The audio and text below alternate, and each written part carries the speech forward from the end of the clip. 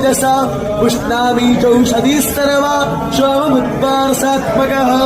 अहं वैश्वानरो भूत्वा प्राणिनं देहमाश्रितः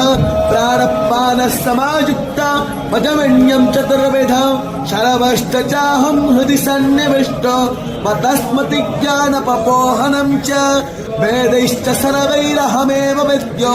वेदान्तकृतवेद विदेद चाहो भावैमो पुरुषो लोके क्षरश्चाक्षर एव च क्षरः सर्वाणि भूतानि कुतस्थोऽक्षर उच्यते उत्तमा पुरुषस्तन्यः परमात्मेतु द्रावुतः जो लोकोत्रयमाविश्य विभक्ता वयैश्वरः यस्माक्षरमतीतोः मक्षरादपि चोत्तमः अतस्मै लोकवेदै च प्रथितः पुरुषोत्तम यो मामेव वसन्मूढो जानाति पुरुषोत्तम